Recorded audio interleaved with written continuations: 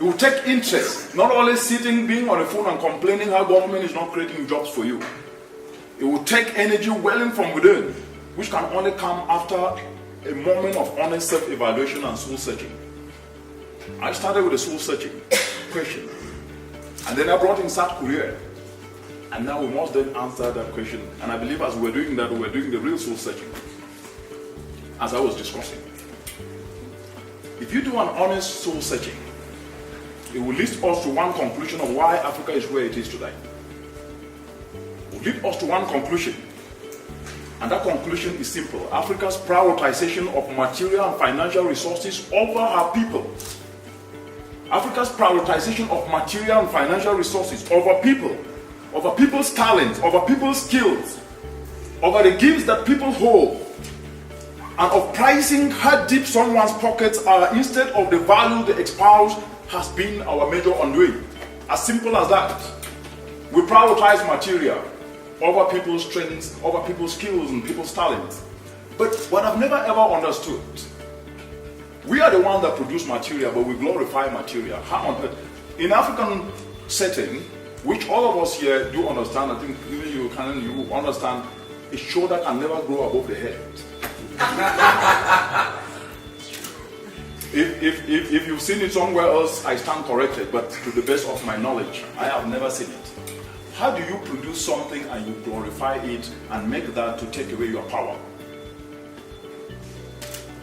The prioritization of material and thinking how big someone's pockets are and focusing on that rather than focusing on people and reskilling and guiding them to be able to perfect their skills so that we can be able to leverage on what we have, people's skills, talent, building on ongoing initiative. We have ignored that, and that is the undoing, the biggest undoing that has actually caused this continent. It has turned Africa into a continent of dependence instead of a continent of problem solvers.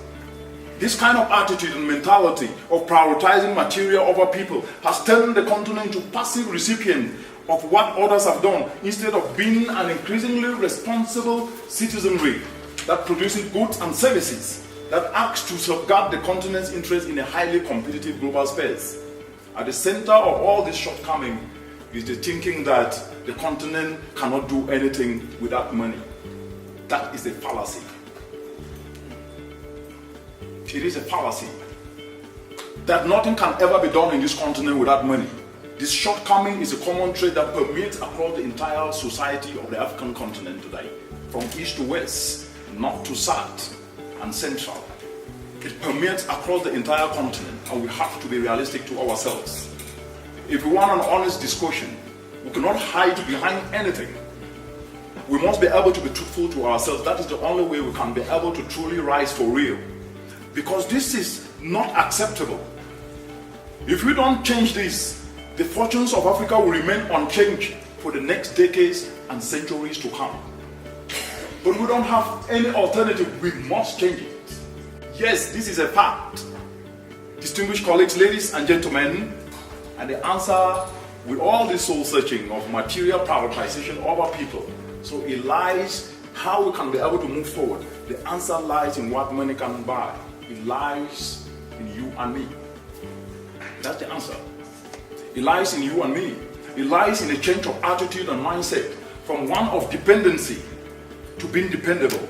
It lies in diversing from looking unto others to solve our problems and start to solve them ourselves. Since we're all blessed with the same intellect, the culture of being one another's keeper, the culture of being one another's keeper that was nurtured for good reasons is being abused to perpetuate dependency in the continent today. The culture of being one another's keeper is being abused to perpetuate dependency.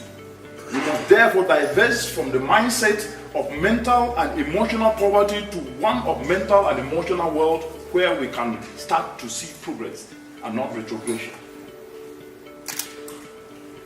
Poverty is a mindset. Poverty is not a permanent condition. We cannot use that to abuse goodwill, to continue to perpetuate dependency and victimhood. We must therefore divest from this mindset to seize ourselves not just as solution providers, but at the same time to see self-belief, to develop confidence, to ensure that we cannot continually talk about victimhood or be seen as victims, to shun victimhood, powerlessness, hopelessness, and turn our strengths to be able to leverage on that to do something that is good for the continent. We must start to take responsibility rather than blaming others. We've been blaming people all the time, anytime anything goes wrong in the continent. 60 years is a long time to get your act straight, correct. Put your house in order. And 720 million people should be able to do that. You have the tools, and the tools are you. This is how we are going to do things differently. To stop blaming others and start taking responsibility. We must start taking bold actions rather than timid half steps where we blame others and don't do anything and say, no, it could have been done this way. What did you do yourself? Take responsibility. Distinguished colleagues, we must be able to leverage on what we have to make a difference rather than sitting idle and waiting for elusive perfect circumstances. I am talking of things that you all know, passion. And I've said this so many times. I'm not talking passion that you will go to supermarkets and buy. I'm talking of passion, that internal thing in each and every one of us, which is a core virtue. It is capital that exists within all of us. It is a flame. It's a flame with temperature that works in each and every one of us, but it lies dormant. But with passion, a passionate person is unstoppable. You cannot stop a passionate person. But if you ignite passion in each and every one, you will be surprised to see what they can do. This is what Africa has been missing. And that passion needs to be nurtured. Because if that passion is not nurtured, it can also be quenched. And when someone is passionate, he can be able to inspire others. As I said, this passion can work stronger when nurtured. With passion, you can go the extra mile and retool your skills to tap into Africa's catalytic and comparative advantage sectors. This passion will unlock potential, will unlock additional key qualities you will need. It will unlock dedication, will unlock determination, hopefulness, a sense of responsibility towards self, country, a sense of humility, a sense of readiness to continuously learn. These critical but largely overlooked qualities, which money can never ever buy, they lie latent in each and every one of us today. And they are key to retooling your skills and making these skills count towards Africa's ascension, where you build yourself as you solve the continent challenges. These qualities, distinguished colleagues, ladies and gentlemen, are the foundation for progress in any venture of life. They are the foundation for progress in any venture of life. Where the paradox is that while they lie latent in each and every one of us, they can never be unlocked with money and material that society places the highest premium on. No salary, no amount of money, no amount of financial and material compensation can ever unlock these critical qualities that are needed to be able to take us forward. And I know that the question that will always be asked, so what will take us forward? And it will be asked in a very sarcastic way. You know how we are. What will take us forward? No, he's telling us that, no, we need money to move forward now. No, you need to find purpose. You must be able to find purpose.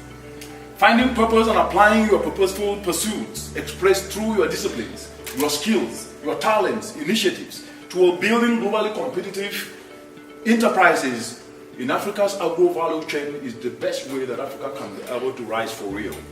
Distinguished colleagues, ladies and gentlemen, if we go down the materialistic path, we will never ever be able to achieve the sustainable development goals. If we go down that path, Africa's development will remain a mirage, and dependency and a sense of helplessness will compound and perpetuate. I will even give you one more example why we cannot continue this tried and failed path. In 2017 alone, $50 billion in overseas development assistance found its way into the African continent. But because there was no clear structure to maximize it towards building competitively global enterprises, its effect can neither be seen nor felt. An alternative route is therefore needed. All these elements of money without passion without the right skills to do things, are showing that Africa has not actually leveraged on what it can be able to do. But leveraging on skills and talents is the essence of innovative volunteerism. Innovative volunteerism, which is a paradigm shift, well embedded in African culture, and premised on a very simple idea: igniting inspiration and passion in each and every one of us through structured guidance, so that we can align and use our skills, our talents, our ongoing work, regardless of discipline, to tap into opportunities in the entire agro-value chain that is worth $1 trillion US, and in the course of doing so, create opportunities and solve the bigger problem that the African continent is facing today. No one ever changed things by fighting the existing reality. Yes, that's true. To change things, we must be able to build new models that render existing models obsolete. And these model builders are people, not material. They are you. The innovations that I enumerated earlier were built by people. They were built by you. Some of you seated right here today. And all of you today are innovative volunteerism actors.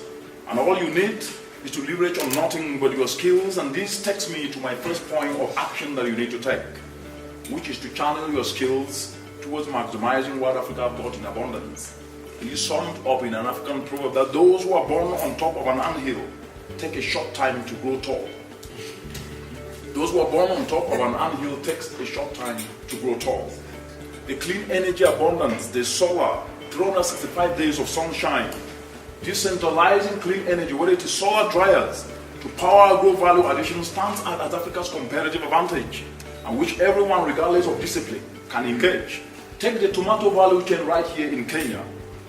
Right here in Kenya, an enterprise of decentralizing solar dryers to tomato farmers across the entire country will solve post-harvest losses, directly putting you in line to tap over 2.4 billion Kenyan shillings each year, while solving a big problem. When it comes to fish importation, Kenya is spending 1 billion Kenyan shilling each and every year. What food market, fish market, providing you with an opportunity that you can be able to tap into. The similar ventures in maize value chain, a major staple for your country. Decentralizing solar dryers and silos to maize farmers right at the farm illuminates